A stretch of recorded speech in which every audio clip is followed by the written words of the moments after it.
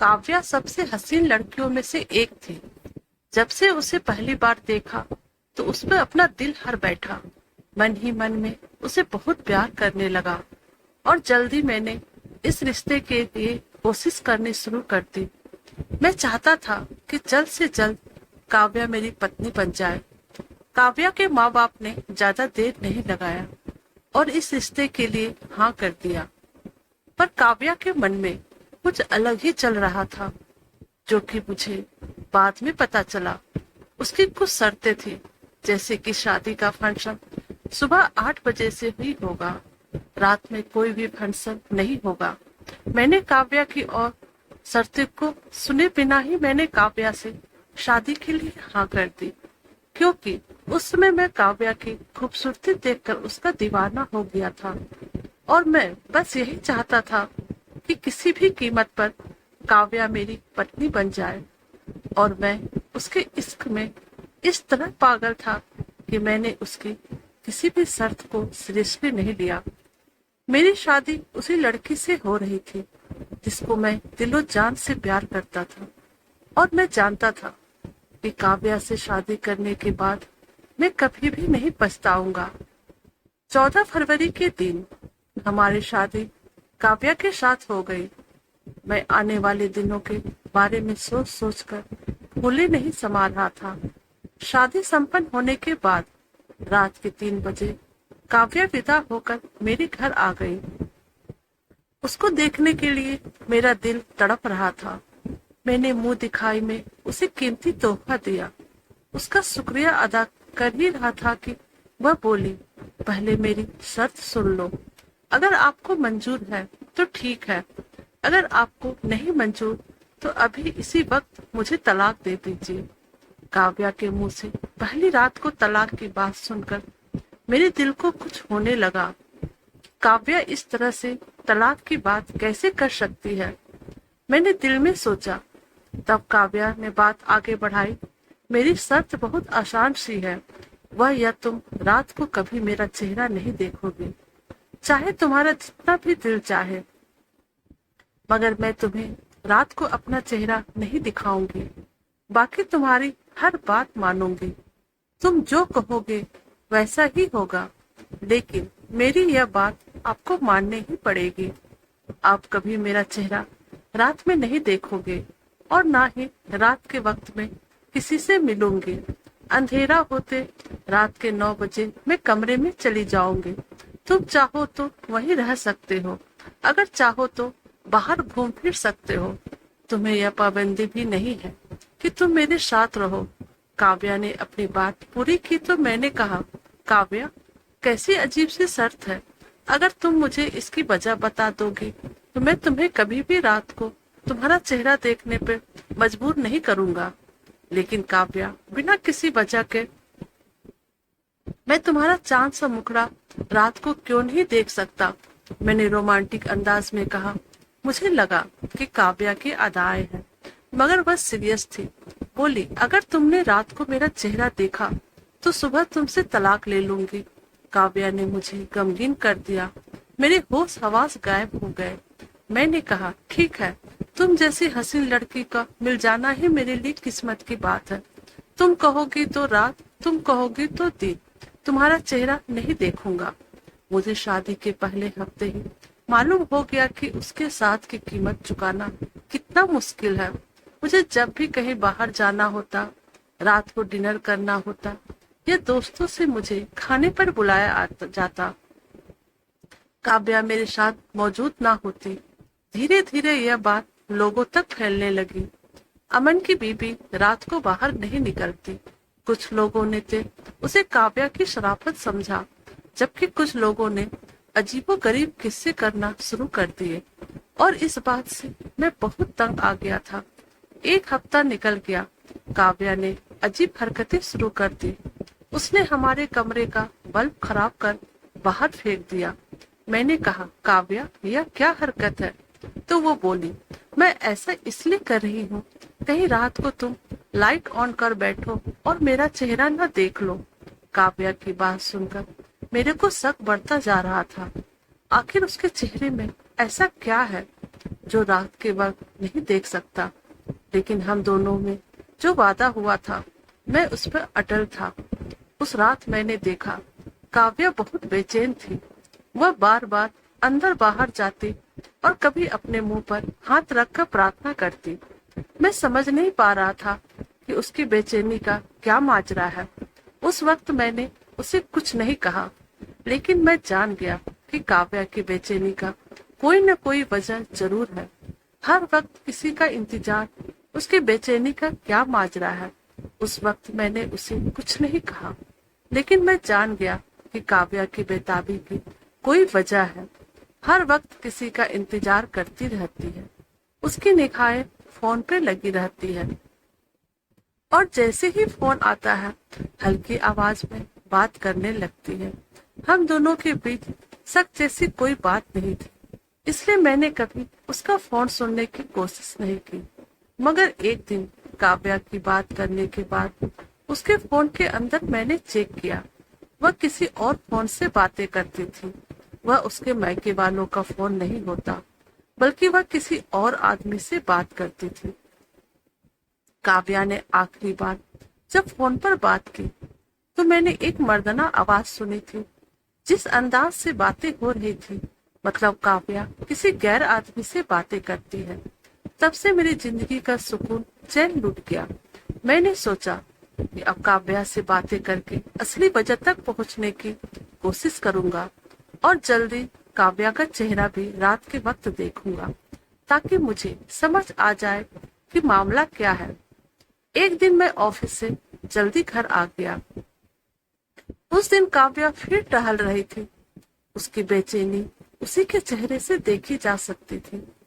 अचानक से मुझे अंदर आता देख वह घबराकर बोली, आप इस वक्त? आप तो रात को 8 बजे आते हैं, आज जल्दी क्यों आ गए?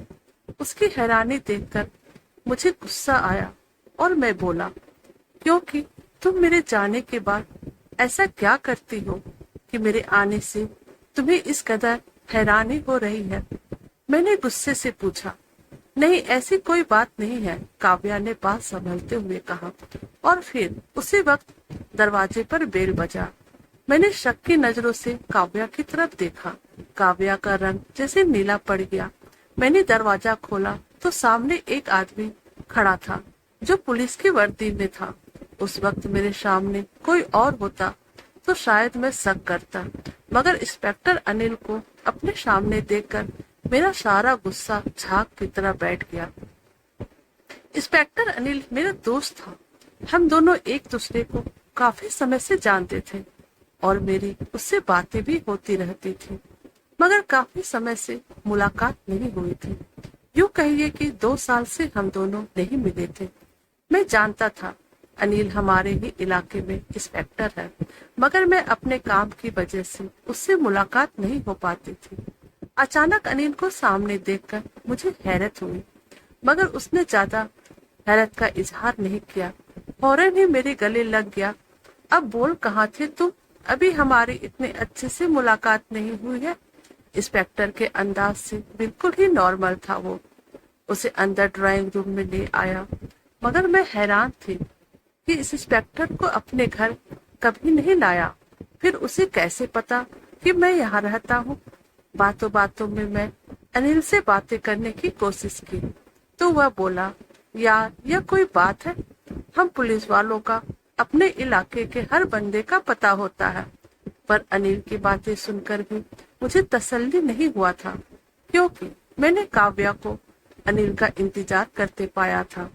मैं जानता था जिस अंदाज से काव्या टहल रही थी, यकीनन वह किसी का इंतजार कर रही थी। इत्तेफाक से वह आदमी अनिल निकला तो अनिल ने मुझसे मिलने का बहाना कर लिया।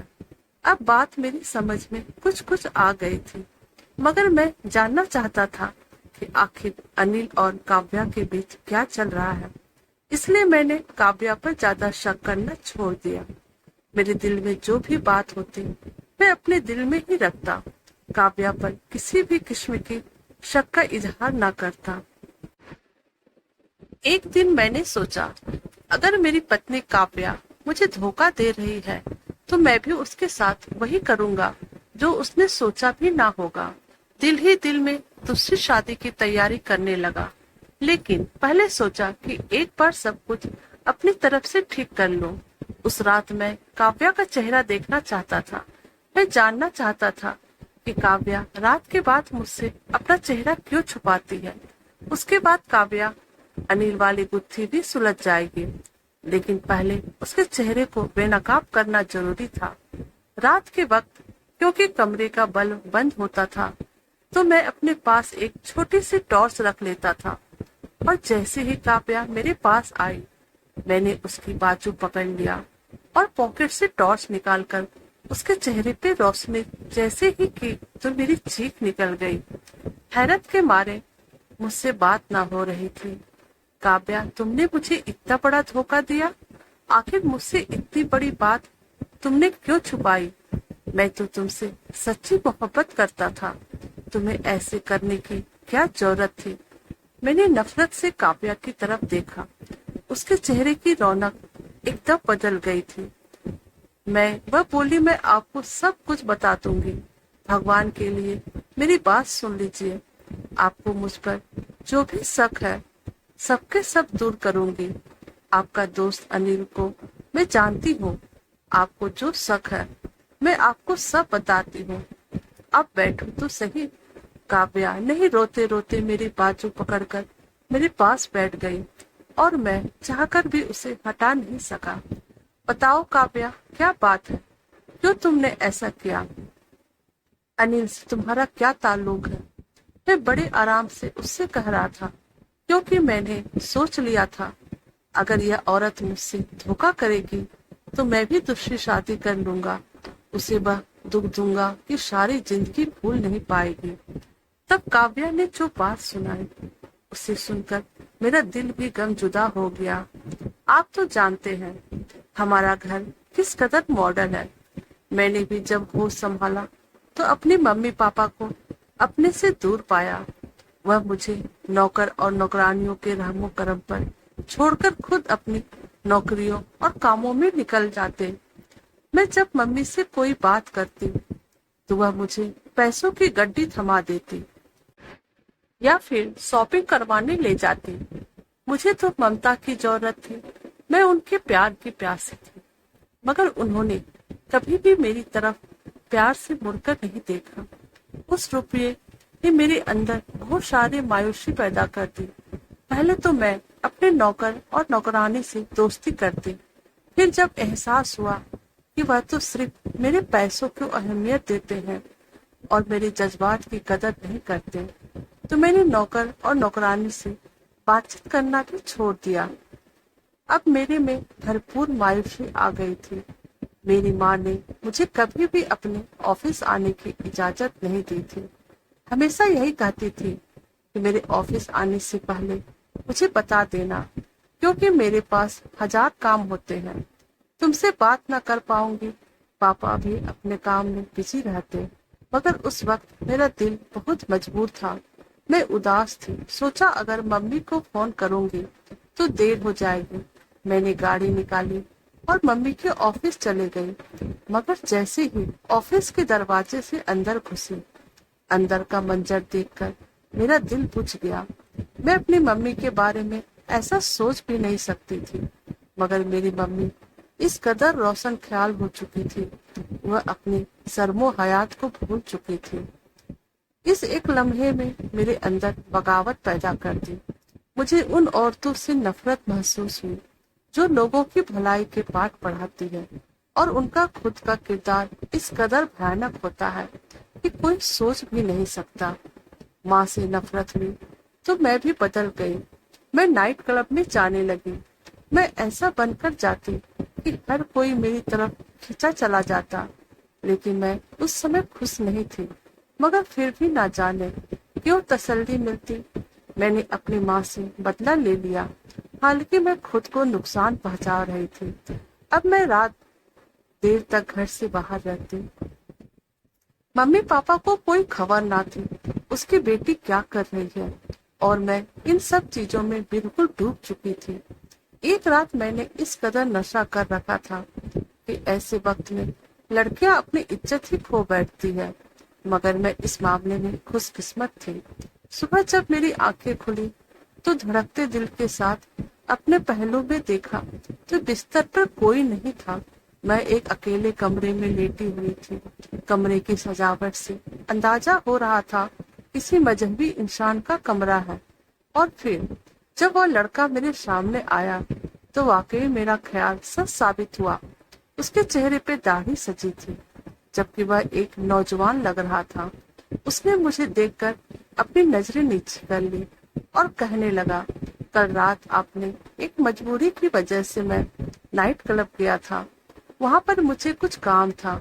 वहां मैंने आपको बेहोश पाया तो आपका ख्याल करते हुए अपने घर ले आया। उम्मीद है कि आप ठीक होंगी। चलो मैं आपको घर छोड़ देता हूँ। नौजवान पर मुझे सख्त गुस्सा आया। फिर उसका हुलिया ऐसा था कि मुझे उससे और भी नफरत महसूस होने लगी। उस दिन सुबह वह मुझे घर छोड़कर चला गया। मुझे उससे बिल्कुल भी कोई हमदर्दी ना थी, ना ही मैंने उसका शुक्रिया अदा किया। वजह शायद ही उसका हुलिया था, जिसने मेरी माँ ने हमेशा नफरत की थी। और ऐसी ही नफरत मेरे भी दिल में उन दाढ़ी वालों के लिए मौजूद थी। मगर उस आदमी ने मेरा पीछा नहीं छोड़ा। वह बार बार मेरे पीछे आता और कहता, मैं तुमसे मोहब्बत करता हूँ। मेरी सहेलियों ने जब यह बात सुनी, वह बोली, तुम उससे अपनी जान क्यों नहीं छुड़ा लेती? यह तो हर वक्त तुम्हारा पीछे आता है, तुम्हें तंग करता है। अगर ऐसा ही रहा तो बाकी लड़के तुमको डराना शुरू कर देंगे। तुम उसका हुलिया तो देखो, कितना खतरनाक लगता है। अपनी सहेलियों की बात सुनकर मैंने उसको सबक सिखाने का सोचा। लड़का का नाम मिंकू था। एक दिन उसने मुझसे बात करने की कोशिश की तो मैंने कहा, शाम को बहादुरी का नमूना दिखाना है और मेरी सहेलियों के सामने खुद को साबित करना है। तब हो सकता है तुम्हारा काम बन जाए। और मेरी बात सुनकर वह बहुत खुश हुआ। अगली रात जब मैं नाइट क्लब से निकल रही थी तो वह मुझे सामने ही दिखाई दिया। अधिकृत से झुकी हुई नजर, वो मेरी मोहब्बत में वहां आया था। मैंने पुलिस को बता रखा था कि एक आदमी रोजाना मुझे परेशान करता है। मैंने उसी वक्त कॉल मिलाई और पुलिस 2 मिनट में हमारे पास आ गई। उन्होंने लड़के को हथकड़ियां लगाई और पुलिस गाड़ी में बैठाकर ले गई। मैं अपनी सहेलियों के साथ खिलखिलाकर हंसने लगी। मुझे अंदाज नहीं था वह इस कदर बेवकूफ निकलेगा, पर उसके थाने पहुंचा कर मैंने दिल को सुकून मिला। मगर फिर अगले दिन सहेलियों की भड़काने पर उसकी हालत मालूम कर लूं, मैं थाने चली गई। मगर थाने पहुंचकर जैसे मेरा कलेजा ही फट गया। पुलिस वालों ने मार मार कर उसका हुलिया खराब कर दिया था। वह बहुत ही बुरा लग रहा था। चेहरे पर खून के निशान थे, आंखों के पास चोट लगी हुई थी, आंखें सूजी हुई थी। उसे देखकर मुझे अफसोस हुआ। उसकी आंखों में मोटे मोटे आंसू थे। मुझे देखकर उसने आसमान की तरफ देखा और बोला, मैंने अपना मामला भगवान पर छोड़ दिया है। खुदा तुम्हारी रातें कभी सुकून भरा ना हो। उसकी बद्दुआ ने मुझे अंदर तक हिला दिया, पर मैंने किसी किस्म की परेशानी का इजहार नहीं किया। तकरीबन सुबह 9 बज रहे थे जब मैं अपनी सहेलियों के साथ उससे मिलने गई। हम लोगों की आदत थी कि हम लोग सारी रात जागते और दिन के वक्त सोते थे, क्योंकि इस बात की मेरे माँ पापा को कोई भी परवाह नहीं थी।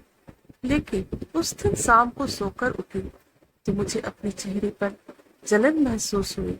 मुझे लगा कि शायद गर्मी की वजह से ऐसा हो रहा होगा, मगर यह जलन बढ़ती ही गई।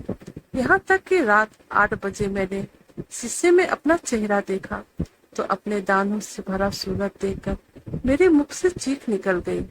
मुझे अपना चेहरा देखकर रोना आ रहा था। सुबह के वक्त तो मैं सोई हुई थी।